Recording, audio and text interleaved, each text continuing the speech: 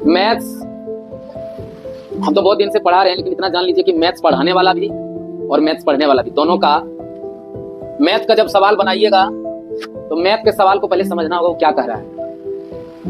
जब हिंदी मीडियम का मैथ बच्चे को समझ में नहीं आता है तो बताइए जब इंग्लिश मीडियम का मैथ रहेगा तो बच्चे को कितना समझ में आएगा। क्योंकि हिंदी मीडियम के मैथ में आपको कंफ्यूज कर देता है, तो इंग्लिश मीडियम का मैथ तो आपका अदर लैंग्वेज हो जाता है, इंटरनेशनल लैंग्वेज हो जाता है। जब हिंदी में आप मैथ को अच्छे से नहीं समझ पाते हैं तो इंग्लिश मीडियम में मैथ को कैसे समझेंगे।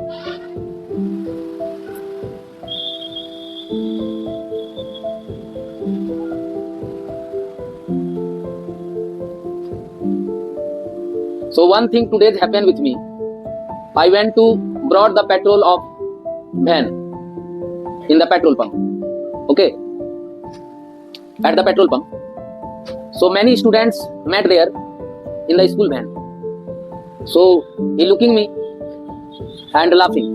So I asked them, why are you laughing? Then I speak English and asking many questions and conversation with them. Then when I speak English, talk in English everything, many questions with them. Then one children ask me, sir, you will teach me tuition? Then I told no, because I am very busy, so I have no time, so I will not teach you tuition. So one thing you try, took my contact number and so contact with by online.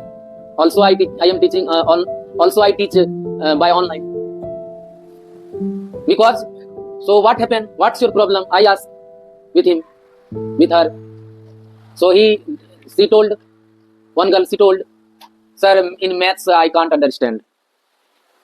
So I know about it already before, because I have teaching many times. So okay, I know about mathematics problem, because many students in before times when I am teaching in Dumka, so I know about mathematics. English medium maths in many students have problem, I know.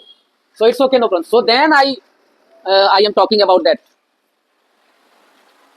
Understand what am I telling? Understand. तो जब English medium में math बच्चे को नहीं समझ, Hindi medium नहीं समझ में आ रहा था, इंग्लिश मीडियम कहां से समझ में आएगा। So he already they told, sir you speak English very well, so you teach me. Okay बाबू, but I have no time, so what will do. तो क्या करना होगा, मैथ्स वाले टीचर जो होते हैं इंग्लिश मीडियम में वो अच्छे से एक्सप्लेन नहीं करते हैं। आई थिंक दैट अगर वो जैसे ये सवाल है, हम अभी आपको बताते हैं, बीमाएं जो होती है ना, जैसे हॉल जो होता है, ये हॉल है, ये हॉल का हमको क्षेत्रफल निकालना है। तो हॉल में क्या लेंगे क्षेत्रफल निकालने के लिए, लंबाई और चौड़ाई, लेंथ एंड ब्रेथ लेंगे। तो वी फर्स्ट यहां पर देखेंगे कि लंबाई क्या दिया है हमारा, लंबाई कितना दिया हुआ है 4.8 मीटर, और चौड़ाई क्या दिया हुआ है 3.6 मीटर। हमको हॉल का क्या निकालना है, सबसे पहले क्षेत्रफल क्या निकालना है, क्षेत्रफल कितना बड़ा है हॉल वो पता करेंगे, ठीक है। तो लंबाई गुना क्या होता है चौड़ाई, लंबाई गुना चौड़ाई बराबर हो जाएगा 4.8 इंटू 3.6, इट मीन्स हो जाएगा 17.28 मीटर स्क्वायर। यह निकल गया। अब कितना क्षेत्रफल है ये पता चल गया। अब हमको एक टाइल लगाना, एक टाइल लगाना, तो टाइल का भी निकाल लेंगे क्षेत्रफल। तो टाइल वर्गाकार है, यानी कि जिसका ऑल साइड्स आर इक्वल होता है। तो क्या करेंगे, अब टाइल का क्षेत्रफल, टाइल का या ईटा लगाता ईटा निकालते, अब टाइल का क्षेत्रफल, टाइल वर्गाकार है, टाइल का क्षेत्रफल, तो क्या करेंगे भुजा गुना भुजा होता है इसमें, समझे ना। वर्ग का क्षेत्रफल बराबर क्या होता है भुजा, तो इसका हो जाएगा 1.44 मीटर स्क्वायर। क्षेत्रफल में मीटर स्क्वायर होता है क्योंकि दो बीमाएं हैं। अब हमको निकालना है टाइलों की संख्या, क्या निकालना है टाइलों की संख्या। तो हम कहते हैं पूरे क्षेत्रफल को टाइल का क्षेत्रफल से भाग दे देंगे, 17.28 बाई 1.44। देखिए यहाँ भी 2 डिजिट है, यहाँ भी 2 डिजिट है, डेसिमल खत्म हो गया। इसको अगर आप कटाना चाहिएगा तो 2 से भी कटेगा, लेकिन हम अगर डायरेक्ट भी कटाना चाहेंगे तो 12 चांसेस में कट जाएगा, समझे ना। तो 12 टाइल्स लगेंगे, 12 टाइल्स कितने लगेंगे बताइए। समझने में कोई परेशानी है, मैं तो ऐसे मन से पढ़ाना चाहिए टीचर को। इसको आप हम आपको इंग्लिश वर्जन से भी पढ़ा सकता हूँ, I can teach in English that thing.